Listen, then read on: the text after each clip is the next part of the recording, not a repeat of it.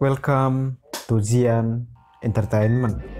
Berbicara mengenai peristiwa G30 SPKI, tentu tidak lepas dari pasukan Cakrabirawa, di mana dalam sejarah tega menghabisi 7 jenderal TNI.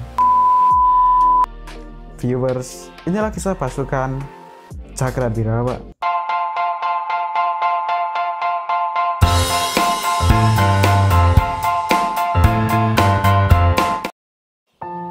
Pengawalan presiden ternyata sudah ada sebelum proklamasi kemerdekaan Indonesia.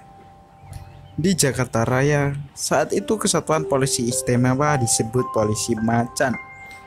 Pada awal 1945, Gatot Suwiryo sebagai pimpinan Polisi Macan memindahkan anggotanya ke pasukan polisi pengawal pribadi presiden atau Tokomu Kosaku Tai di bawah pimpinan Manggil Martowijojo. Berdasarkan buku kesaksian tentang Bung Karno, karya Manggil Martowijojo, tugas utama pasukan polisi pengawal presiden adalah menjaga keselamatan presiden dan wakil presiden beserta seluruh anggota keluarganya.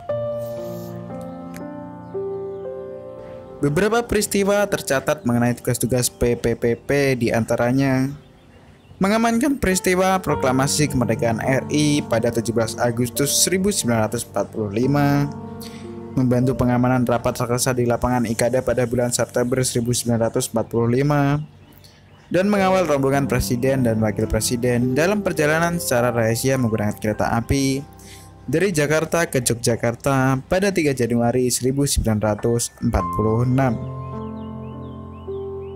Namun, karena banyaknya ancaman yang membahayakan nyawa Presiden Soekarno, Manggil membentuk Detesmen Kawal Pribadi atau DKP. Terbentuknya Resimen Cakrabirawa. Beberapa peristiwa penyerangan presiden terjadi karena mata rantai pengaman presiden yang saat itu dinilai belum sempurna, sehingga masih ada celah dan dapat ditembus orang-orang yang akan mencelakai presiden. Setelah terjadinya percobaan pembunuhan Soekarno pada saat sholat Idul Adha 14 Mei 1962, Letnan Kolonel CMP Sabur menghadap ke Istana Merdeka dan memberikan laporan bahwa DKP berencana membentuk pasukan pengawal Istana Presiden yang lebih sempurna. Letnan Sabur kemudian menghadap kepada 4 panglima angkatan bersenjata, yaitu Angkatan Darat, Angkatan Laut, Angkatan Udara, dan Kepolisian, untuk meminta 1 batalion prajurit terbaik dari setiap angkatan untuk ikut bertugas mewakili angkatan masing-masing dalam tugas mengawal presiden. Sabur dibantu beberapa perwira, di antara Mayor CVM Maulwi Sailan, Manggil dari Kepolisian, seorang Mayor Udara, dan seorang Mayor Laut.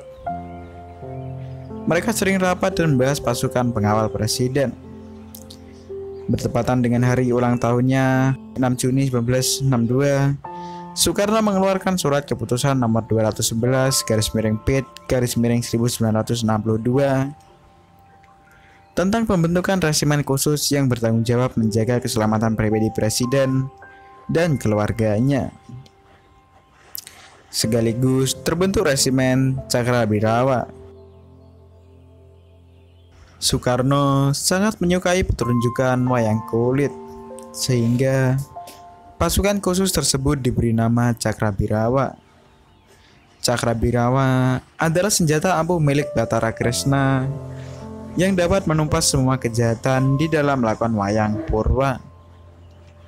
Semboyan dari pasukan Cakrabirawa yaitu Dirgayu Setiawira, yang artinya prajurit setia berumur panjang.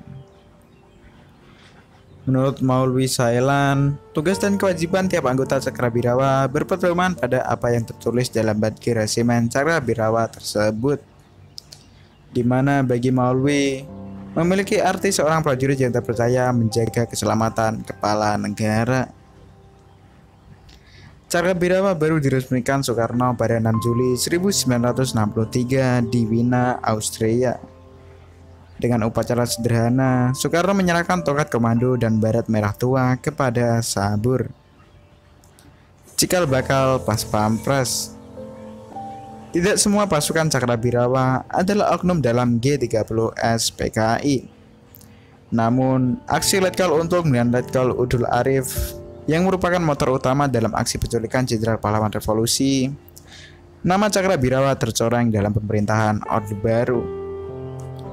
Setelah diluarkannya Surat Perintah 2 Maret 1966 atau Super Semar, Resimen Cakrabirawa dibekukan atau dibubarkan pada 28 Maret 1966. Tugas untuk menjamin keselamatan pribadi Presiden beserta keluarganya diserahkan dan digantikan oleh Satgal Pomat, Polisi Militer Angkatan Darat. Dalam masa pemerintahan Soeharto, pasukan Angkatan Darat kemudian membentuk lagi pasukan pengaman Presiden atau Paspampres yang sampai saat ini masih bertugas menjaga Presiden dan Wakil Presiden beserta keluarganya. Hari jadi Paspampres diperingati setiap tanggal 3 Januari. Penetapan hari jadi ini diambil dari peristiwa bersejarah di mana pasukan pengawal pribadi Presiden berhasil menyelamatkan Presiden dan Wapres serta keluarganya dari Jakarta menuju Jakarta pada 3 Januari 1946. Semoga rangkuman tadi dapat bermanfaat dan menambah wawasanmu tentang tokoh-tokoh penting di Indonesia. Jika ada yang kurang atau keliru, kalian bisa menambahkannya di kolom komentar.